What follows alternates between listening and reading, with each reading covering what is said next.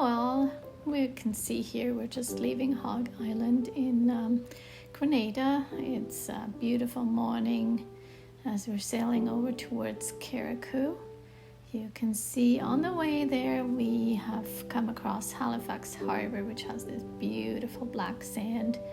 It's a small little beach with a little hut there, and look at this. In the rocks you can actually see a formation of a ship in my eyes.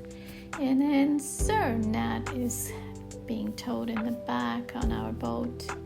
As we're sailing, we came across Käpt'n. This is a no sailing zone as there's an underground volcano, and you better stay off that because that's no sailing zone as it says.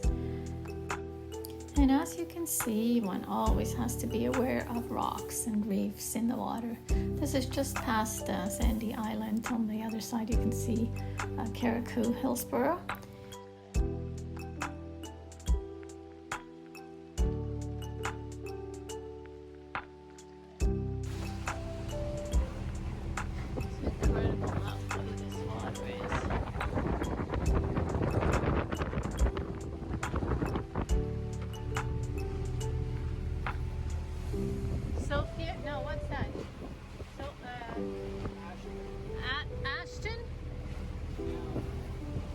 Ashton.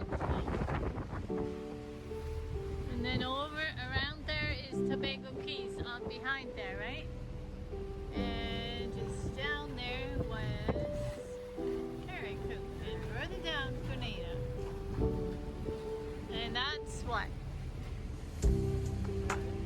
And that's the private island there?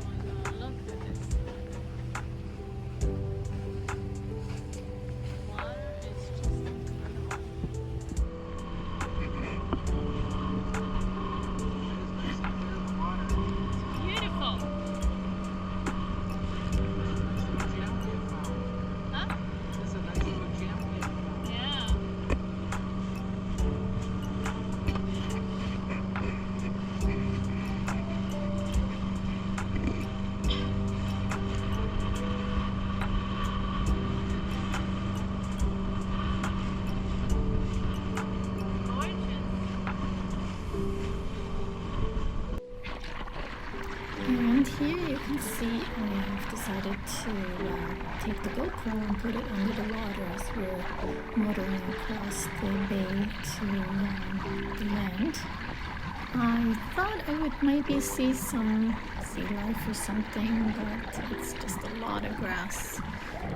Sea urchins, some of them, and yeah, so I'm not sure. I was hoping to have some turtles maybe, but just a lot of sea urchins and grass, and yeah, actually look, a starfish. Wow, cool.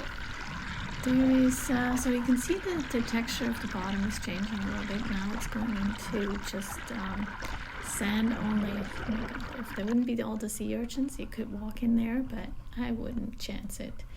So this whole trip probably has taken us maybe 15 minutes from Frigate Island to the mainland, and it's pretty shallow, so you need to kind of be aware of that where you're going, because you still have water on the dinghy too, so we kind of took it easy a little bit here and there, and sorry about this water bubble there now.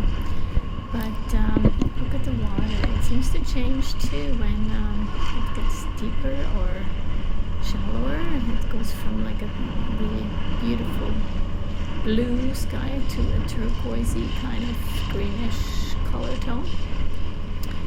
But that's okay. You can see to the bottom. It's amazing actually. So we went in with the dinghy. We didn't exactly know where we can go and dock with the dinghy. I know Clifton itself.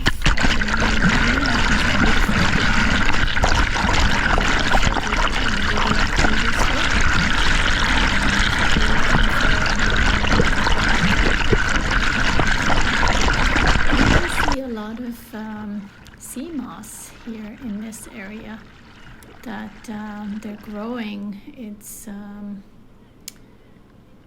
with bottles in it, and I'll show you shortly. But going back to the dinghy area, we ended up going to just a small little bay, I guess it's just somebody's area there that we were able, it was shallow enough for us to go in. You need to be aware of that the ocean goes up and down. There's the tide, which we didn't think of when we put the dinghy there on a tree trunk. Because when we came back, we had to push the dinghy out. It had gone onto the land, into the grass, seaweed and all that stuff. When we pushed it out, I was already in the dinghy and Dave was still trying to get in. I'm going like, oh my God, there are jellyfish that are in the weed. They're kind of pushing themselves, like doing their pumping up and down, opening their, or kind of breathing, whatever they do. But clearly you could see that. So we were kind of lucky to not have gotten affected by them. And so just, I think when you're going straight where we are heading now in this video, there is a place where you can actually go with your dinghy. Find out for yourself, Google it, I don't know. I saw somebody else go there with the dinghy later on the next day, and they seem to be heading into that town for hooking the dinghy on somewhere. I don't know where that was, so just, you gotta go look at yourself. But I know Clifton definitely has a beautiful dinghy dock there. So we had to go into land because we had to go into customs and check into the island again, because we came from Carriacou, Grenada, and once again we had to do that. So we went in here and then walked across from this little bay all the way to Clifton, which took us probably about an hour, because it was in the middle of the day and hot, and I took lots of pictures, as you can see later. It's a beautiful view. You can see all the way out to the ocean, and I think that's the windward side of it. Don't quote me on that, please. But you can see towards Tobago Keys. You can see the whole Bay of Clifton, the little island that was created with conch shells, and they filled it in. I think it's called Happy Island because they put a restaurant on there, and then there's a restaurant on it. Oh, look at this. This is the sea moss. So that's what it looks like underneath, how it's growing. It's really cool. So I think up on the top is all the bottles. Well, I know up on the top are all the bottles, and the bottlenecks are down into the ocean. And that, here it is, you see that? That underneath is what you just saw before that. So you can see here in this picture, that's what it looked like when we arrived there. And all the pictures here are just absolutely breathtaking. We walked through Jeremy Village all along the coast. You're with the locals, so it's not a tourism area.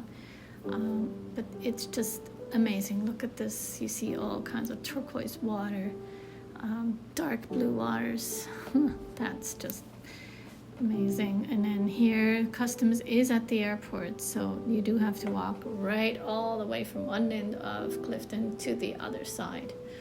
And then on the way back, we actually passed the school with the baseball diamond in there. Here we're back again, evening, deep sea commercial fishing boat. It was funny watching that. It was rocking back and forth all night and all day long. They didn't take the arms in of the fishing net. and you just saw some of my knitting. I do knit a lot, so that's always with me. Here are the kite servers. That's what I'm talking about. I think this is the place to be if you're looking for somewhere to go. It's very sheltered, not very deep. I think at most a meter, except where you're anchoring with your sailboat or your cat. Where they are, it's definitely much shallower, so I wouldn't go there with your boat. Be aware of that.